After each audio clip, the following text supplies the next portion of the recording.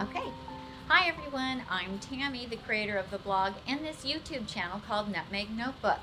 And I am coming to you today from a very different place. As you can see, this is not my home kitchen. So I am here with a wonderful lady and friend, Margie Burton, and we are on the Windstar cruise on the Seabreeze ship in Alaska. And it's been fabulous, hasn't it? It truly has a once in a lifetime experience for me.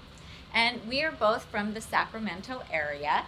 And so we've been having fun running into each other during this cruise. And we are on a special outing with the National Health Association. And we are having SOS free, whole food, plant based food provided for us on this cruise. And what do you think of that? I think it's pretty amazing to be able to come on a cruise and have food that is part of my program, part of my eating plan. And how did you hear about it? I heard about it through the National Health Organization, their website, their information. And I also heard about it from you. Awesome. So the National Health Association puts out a quarterly magazine, Health Science Magazine. And if you want to know more about whole food, plant-based living, and you want information about the cruises that they are offering, we do urge you to go to the healthscience.org website and look it up there. And you do need to join as a member, which it's only $35 for a 1-year membership. And you will also get the quarterly magazine that's filled with interviews with our favorite plant-based doctors, as well as recipes that are SOS free and opportunities to travel like this, which it just made it so much easier to go on vacation. Also, we just want to share some wonderful stories from some of the people that we have been enjoying the cruise with, and you have a wonderful story to share. Well, thanks. I think this has been a wonderful opportunity to get to touch base with other people. I think networking and sharing together is really a valuable experience for those of us that eat whole food, plant-based. So you want to share I would be happy to. My story goes way back. In my childhood, I had an accident falling off a horse and was somewhat confined to bed for a while. I gained quite a bit of weight my senior year of high school. And after that, my weight was always an issue. As a child, I was heavy even then, but not quite as heavy as I became. And so I earned the nickname of Thunder Thighs, which was just sad. And so once you think of yourself as being overweight, it's easy to just go ahead and stay overweight. Although I tried to lose weight, so I yo-yo dieted. We have Much that of in my common. life, we certainly do. So I was heavy, and then I would lose the weight, and I would gain it back and lose the weight. I tried every dietary opportunity out there, and nothing ever worked for me. And I retired from teaching. My last year of teaching, however, my health had gotten so poor, I was having to use a walker the last year that I taught. I had to have knee replacements, and I'd had 16 major surgeries and was taking 16 medications every day as well. So my health was very poor. Some of the things that I suffered from, fibromyalgia was pretty severe for me. I had irritable bowel syndrome. I had myofascial pain syndrome, trigeminal neuralgia, migraine headaches that were pretty severe. So I didn't think that I was a very healthy person. But I retired up to Northern California from Southern California. And I decided my 64th birthday, I was in line at a pharmacy, and the person in front of me only picked up one medication, and their copay was $300. And I realized when I turned 65, my insurance was going to change, and I might have to start paying higher copays. And I started figuring it out, 16 medications. That was going to probably take up a good chunk of my retirement. So I thought, I'm going to get healthy. So my 64th birthday, I decided I would join a gym. I thought that's what it was all about. Great just idea. Lose the weight. I'd never belonged to a gym before. So I went to a class called the Healthy Heart class for old people. And in there was a very fit 71-year-old instructor who, while we were trying to lift weights, said, you know, this is wonderful that you're here to get your muscles stronger. This is just a great place to be. But if you're here to lose weight, this is not the way to do it. And I stopped and I heard that. I almost dropped the weights that I had because I thought that's why I was there, was to lose the weight. So she said, if you're interested, see me after class. Well, as soon as class ended, I ran over to her. I said, tell me, what do I need to do to lose weight if it's not coming to the gym? She said, again, coming to the gym is good. But she said, you need to do two things. She said, number one, go home and watch on Netflix. There was a movie called Forks Over Knives. She said, watch that. Then she said, order a book on Amazon. And she said, it's called The Starch Solution by John McDougall. So I went and did that. And I was telling a friend after I went to the gym about it. And she said, come to my house. We'll watch Forks Over Knives together. So I watched it that very afternoon. And I had ordered the book. It came the very next day. And I started reading. 2 days later, I made the decision I was going to change my way of eating. And for me, it was pretty dramatic to drop all animal products. I loved cheese. Ice cream was something that I just didn't think I could live without. And so but I made the decision I was going to not eat any more animal products. Well, my sister, who's developmentally disabled, lives with us.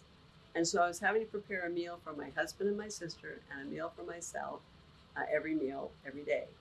And my husband saw that I was going to a lot of trouble. And he said, you know, we'll just eat the way you eat.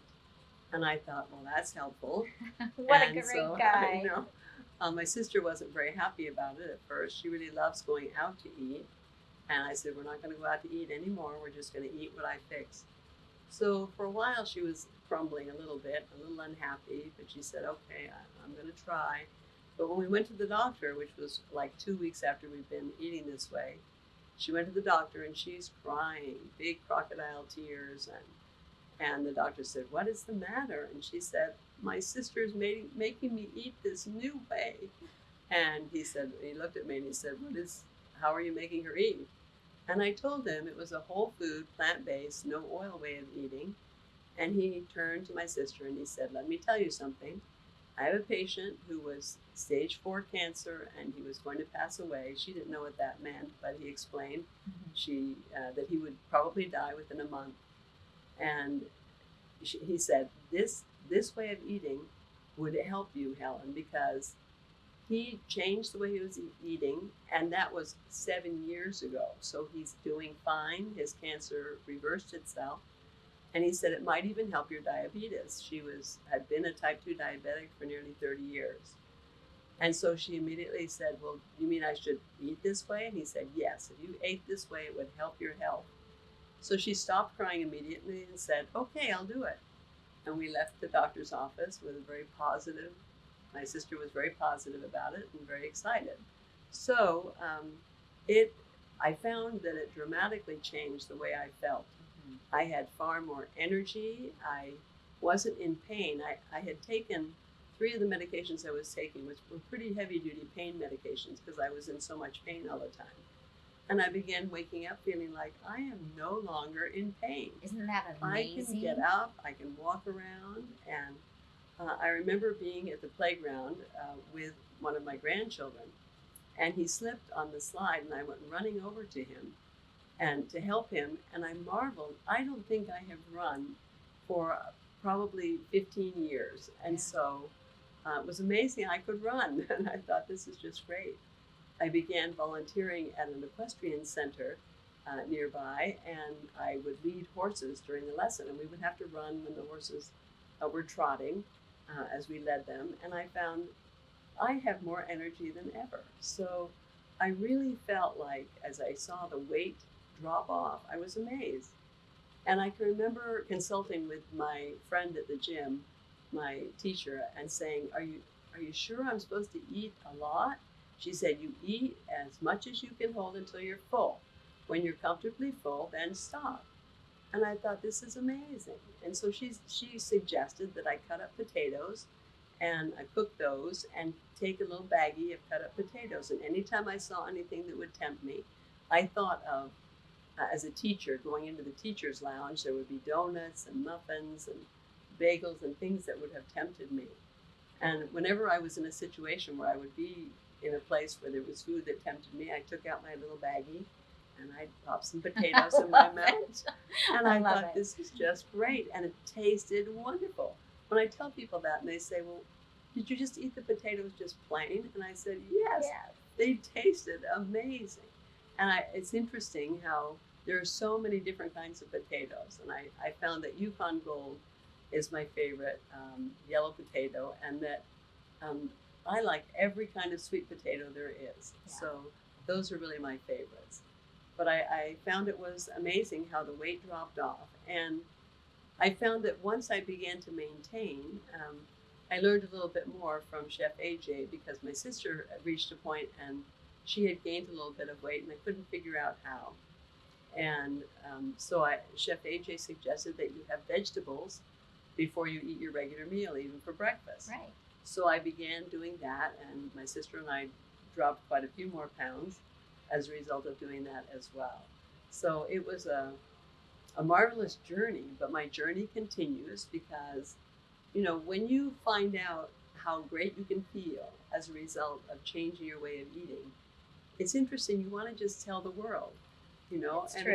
And nobody wants to hear it. You know? That's also Everybody true. is very personal about what they put in their mouths. But you feel like when you see people that are unhealthy, when I think of all those medications, I'm down to just 2 medications now. One I have to take because I had my thyroid removed. And but it's interesting. You see people whose health is not really good, and you think your life could change so much for the better if you just would give this a try. And there are many people who have said, oh, I could never eat the way you do.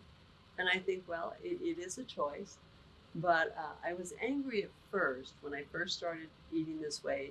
As I learned more about it, I felt like I was a sponge, wanting to read every book I could find.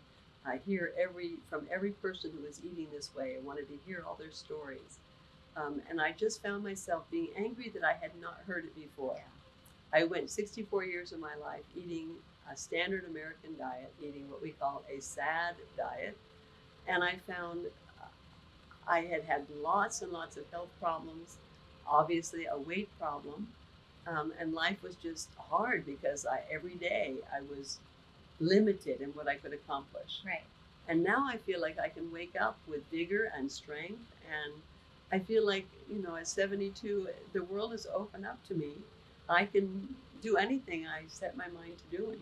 I love that. And it really makes a difference. It does. So the lady at your gym, you want to say who that was? That was vegan mentor Linda Middlesworth, and she changed my life, and as she has an impact on many others in the Sacramento area and nationally. Mm-hmm. She is amazing, and she had an issue with cancer herself and changed the way she ate. And again, lives change dramatically for the better when you give this a try. And I just can't say enough. I went into it for health reasons, primarily in the beginning, and truly it's affected my life so much that my health has improved so much. I also have a friend, Hester Loveridge, yes, who has Esther's Nutritional Journey on Facebook, and she had recommended me to be able to be on the cover of Woman's World magazine. Oh, show us. I can. So I actually was on the cover twice for Women's World. And this one came out first. And this has a 2-page spread in it with my story in it, which was very fun. And then Women's World came back and said, oh, we want to use your cover again, or your picture again. And then they put it on the cover again, so I felt very flattered. It's one thing to have a once-in-a-lifetime experience to be a cover girl on the cover of a national magazine, but then when they want to do it twice, it's just great. It's very exciting. It was very fun. So backing up a little bit, Margie, to when you went to the doctor, did you know that doctor was pro whole food plant-based? I did not, and I think he encourages his patients to eat that way.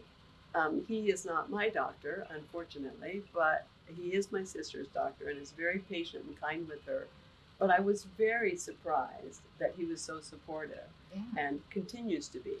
In fact, after 3 years, he said, I'm going to remove type 2 diabetes from Helen's record, from her medical record, because as long as she continues to eat what you're feeding her, she will never suffer from diabetes again. So I was very thrilled with that, and am still to this day. And after how much time? How long had she eaten plant-based before he said that he was going to remove that from her record? It was 3 years. Okay. So, but he basically was willing to cut back on her. She was on 3 diabetic medications. She pricked her finger twice a day, we checked. And I was always trying to keep her away from carbs and sugars. I thought those were the bad guys when it came to diabetes. My mother was a type 2 diabetic and basically suffered from complications and passed away from complications of the diabetes. And I find myself thinking, I wonder how her life could have been different had we known about eating the whole food, plant-based, no oil way of eating. Right. It would have made a big difference. So I discovered that it's the saturated fat and the oil that are the culprits for type 2 diabetes, not the carbs and sugars, as I had thought. So my sister eats a lot. We sent her, because we consider ourselves to be McDougalers, because that's where I started. We have between 60 and 70% whole grain, some sort of whole grain or bean is the center of our plate. So instead of our meat, we choose some kind of grain or bean or rice or potato to have as the main course. And then we add our vegetables to that. And then we usually have fruits for desserts. So it has worked out really well for us. So let me ask you this. When you told your husband, hey, I want to change our diet, how did he react? I think at first he was saying, it's okay with me for you to do that. But after a month, when he saw that I was going to all this trouble, I think he was just fine. He said, we can just remove all the off-plan program foods that we have in our home. And I was very much in favor of that. So it was very easy to be able to clean out my cupboards and clean out the freezer and the refrigerator of things that are off-plan, which I think makes a big difference. I think it's very difficult when people have multiple members of their family that are eating in different ways. I think it would be a little more difficult. Yeah. I can see how it's a challenge for them. I know Chef AJ is the one who says, if it's in your house, it's in your mouth. Right. And I think it makes it a lot more difficult to be in the situation where you're preparing multiple kinds of meals for multiple ways of eating. Because I know that people say, and I know eating is a very personal thing, but people feel that, they want to be able to make choices, and I understand that. But I do feel that whole food, plant-based, no oil way of eating is really the way our bodies are intended to eat. I know that carbohydrates, good carbs, are what our body thrives on for energy. Right. And I feel like people just don't understand that, because the world is saying, you want to have no carbs or low carbs. And that's really not what the body is designed to eat. So I'm grateful. This, in many ways, feels like a journey that is coming to fruition. It's as the body should be eating. Right. So I feel so positively about it. And again, I wish I could tell the world, because the world needs to know. Well, we're going to tell this audience great. About it. So did you have any trouble when you first were transitioning on like what to make, or was anything difficult? Did you have any hurdles to overcome? I think my only hurdles were things like feeling tempted that I wanted to have some ice cream, and then when I learned that I could replace it with nice cream, with my frozen bananas, and that it tasted amazing, and that I could have not just 2 little scoops, but I could have a big mound of frozen bananas. And I just thought, this is truly amazing. Another thing that was difficult for me was cheese. I loved cheese, would have cheese on anything and everything. But when I read a number of sources talking about the dangers, The Cheese Trap is one book that I highly recommend. By Neil Barnard. Yes, my girls, I have 2 daughters that eat this way. But they, from the time they were little, would always ask me to just hold the cheese, Mom. Don't eat so much cheese. It's not good for you. And when I realized the cheese just comes from the fat part of the milk, and I really didn't need to eat it, I began picturing it. I'd use little tricks like picturing like a mound of lard instead of the cheese. And if I wanted a slice of cheese, it would be having a slice of a lard. Would I pick that up and eat it? And I thought, no way. Absolutely not. So I think some of those little mind tricks are very helpful. And I think the biggest thing that helped me was carrying my cut up cooked potatoes with me everywhere I went. So that if I ever saw anything that tempted me, going by the donut shop or seeing a fudge store or something where cookies are something that I absolutely love. And I do fix cookies the Chef AJ way. At least I take my ripe bananas and add some either oat flour or rolled oats to that, and I mix that together, and I often add a little bit of powdered vanilla, and I just mix it together and put it in little mounds on a cookie sheet and bake it. And oh my goodness, they're so good. And so I feel like I do have my cookies, and my husband doesn't think they quite taste the same, but I think they're delicious. So anything that works for me. Another thing that I do have quite a sweet tooth, and I find one thing that if I'm feeling like I really am going to pop if I don't have something sweet, I make what I call my sweet hummus. So I will take chickpeas that I've cooked, and I will add a few dates, and I grind it up, and there's my sweet hummus, and it is delicious. So if anybody else has a major sweet tooth, if dates is not a trigger for you, I know for some people it can be. Yeah. But every once in a while, at least once a month, I'll make my sweet hummus, and I just have a spoonful of it, and I feel like I'm good to go. Isn't that great? And to not have the cravings and all of that. So what did your own personal doctor think when you went in and saw him after you had started this? I ended up changing doctors. In Okay. fact, I'm still not happy with my doctor. So I'm still looking for a doctor. My doctor recommends some tests that I should be having, and I feel like I think I'm eating healthfully, and I probably don't need some of those tests. I have my blood work done once a year, and it still shows my cholesterol being way down. My total cholesterol used to be over 200, and now it runs about 143, 144 last time I had it done. That's awesome. Yeah, as long as it stays below 150, I'm happy. That's great. And they always will, when they come back, whatever doctor I'm going to at the time, which, like I say, I'm still looking for a doctor, so I keep switching around. But the There's just not look at enough my blood plant-based work. ones out there yet. Yeah. There are not. I do have a son who's a medical doctor, and I keep trying to encourage him to read Michael Greger's book, or I've given him lots of books. I've given him The Starch Solution. I've given him The China Study. I've given him a number of books, and I'm trying to encourage him to read them. And I think the training that they get in medical school is just, there isn't the nutrition training that really there should be. I think they're trying to do better now, but for when he was in medical school 20 years ago, 30 years ago, yeah, it just wasn't there. So what about your personal story and your sister's? What does he think about that? Does that not make him He thinks believe that in my it? sister is cured of diabetes because she lost the weight. Okay. And so But she lost the weight because of the way she was I eating. know. So, there is a correlation there. There certainly is. And Yeah. I keep trying to encourage him to be open-minded about it. Okay.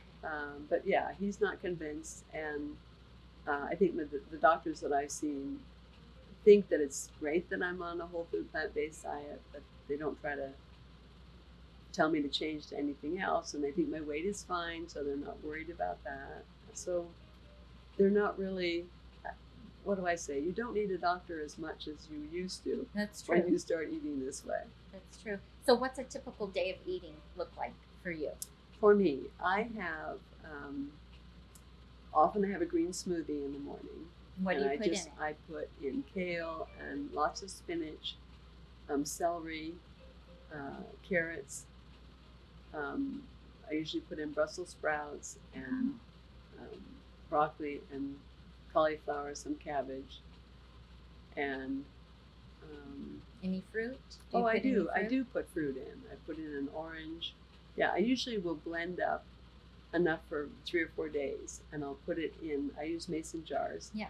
As well, and I'll put it in mason jars, and so I just heat it up in the mornings because I usually like it warm. Oh, I also add oatmeal to it. Oh. So it's kind of a. And then you heat it up. And then okay, I'm gonna have to try this. This oatmeal, is so and different. I put in quinoa. I put in grains as well, so brown rice, oatmeal, and quinoa. Anyway, yeah, and then I blend it all up together and pour it into my mason jars, and then I heat it up for breakfast. So that's often what I have. If I don't have time or don't have one of those made, then I just will have steel cut oatmeal, which is what I give my sister, with 2 or 3 kinds of fruit in it. I like bananas and blueberries are my favorite. Yeah. And when strawberries are in season, I usually will put those in. And peaches. Yeah. I love peaches, but our peach tree, it seems like we don't have enough peaches. We get maybe 70 peaches a year, and I eat them so fast that they're gone quickly. So my sister loves those too. So that's what we have for breakfast. Okay. Then lunch for me is usually potatoes and vegetables. For my sister, it's brown rice and vegetables, and I usually add some salsa to hers as well. For dinner, we have some combination usually of rice and beans. My sister, her favorite is a black bean burger that I make. Nice. With black beans. She doesn't like black beans, she thinks, but she loves black bean burgers. And so I just call them bean burgers. And so I fix those, and she loves that. That's her favorite. Okay. Once a year or twice a year, I'll make a lasagna, which is a little more involved. But usually takes me a couple of days to make it. But it is most delicious. And I usually make a big pan, and so it lasts for 10 days or so. Wow, that's a long time. It is a long time. I do find that eating this way, whole food, plant-based, and no oil, the food doesn't go bad as quickly. And so it lasts longer in my refrigerator than standard American diet foods. Right. What do you do for the holidays? Well, we've had now, it will be 8 Thanksgivings and Christmases. Okay. And holidays are a very big deal, especially for my sister. She looks forward to them. Her birthday's coming up, and she always gives me on her birthday list, she'll give me a list of things she wants, and it almost always has the same thing on it. But the thing that she always includes is a menu for her meals. Oh. Is it plant-based? Oh, always. Oh, okay. Always. That's cool. So for Thanksgiving, I make what I call a holiday loaf. It was Thanksgiving loaf, but then I would make it the same kind of a thing for Christmas. And it just basically looks like a meatloaf, but it's made with lentils and beans of various types. And she just thinks it's great. And I put in some sage spices so that it tastes a little bit like Thanksgiving. Yeah. So that you have it with cranberry. I make cranberry relish, and I make it with dates. In fact, I've canned strawberry jam with using dates as well. Nice. And yeah, it turns out really well. I'm very pleased with that. But anyway, I do have my sweet tooth, and dates are my sweetener.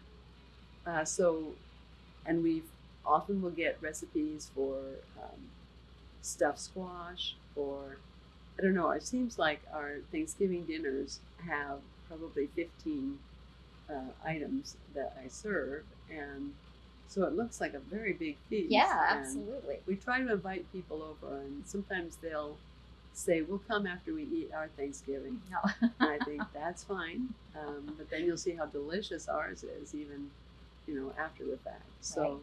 everyone seems to rave about all the things that I make, but I'm trying to make our menus more simple. Yeah. So I really like Hester Loveridge's idea of just putting a variety of just simple, plain foods on your plate. And she fixes them so beautifully on her plate. But just having a sweet potato and some Brussels sprouts and some carrots and maybe some rice and beans with that, there's a nice big dinner. And you know what? And most of us that have been eating this way for a long time, we eat really simple, right? We just, I mean, that's what we do too.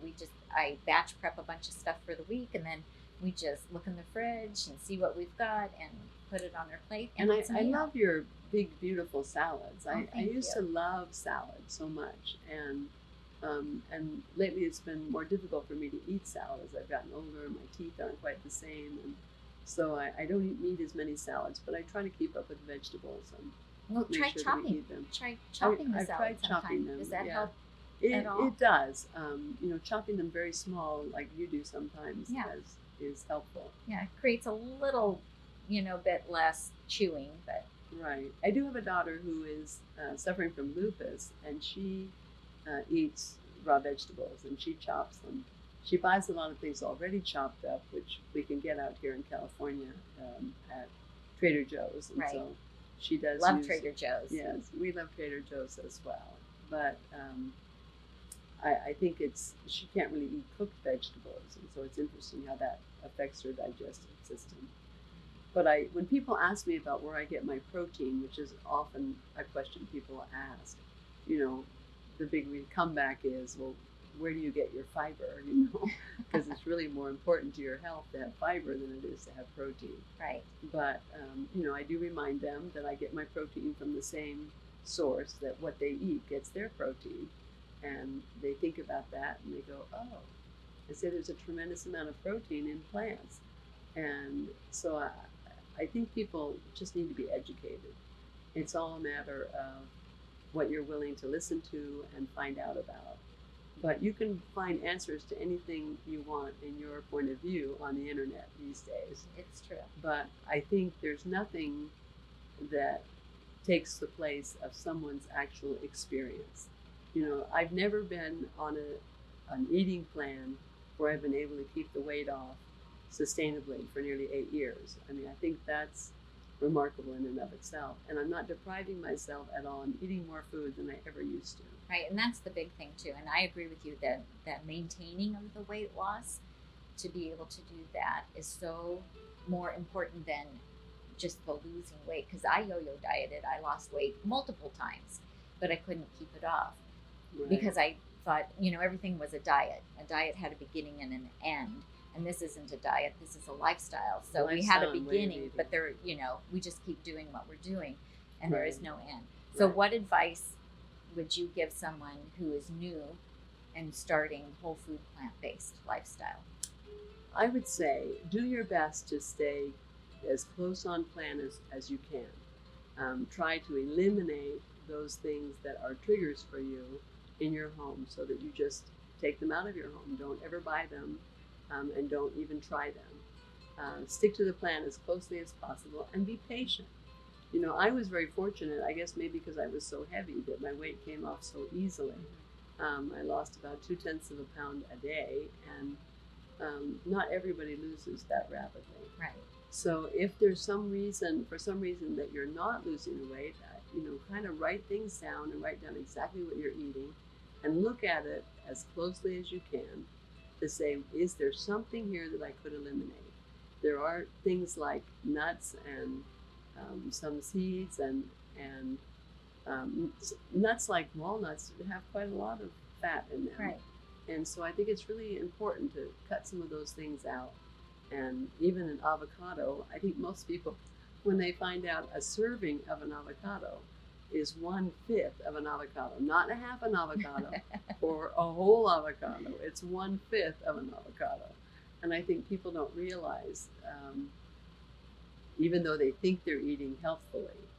And I have people ask me all the time, they don't understand about the oil aspect. And I love the thought that, that I've heard while I've been here about, would you pour oil down your sink? And people would say, no way, I wouldn't do that. That would be bad for the sink. Well, why are you pouring oil into your body? It's bad for your body as well. So it only takes a tiny little portion of oil to coat all 12 to 16,000 miles of arteries you have inside your body. Right. And so for people to understand that, Don't get too discouraged, but do your best to just hang tight. Your body will eventually thank you, and you will start waking up with vigor and with strength and facing each new day with great possibilities. Yeah, I agree. It's wonderful advice. So I want to thank you for sharing your journey Thank you today, for this opportunity. and I'm sure you're going to inspire a lot of people.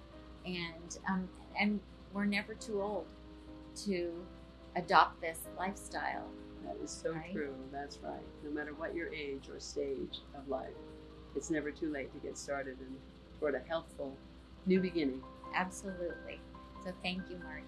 Thank you. I'm Tami, and I help you get healthy and stay healthy, one meal at a time. Thanks for watching, everyone. See you next time.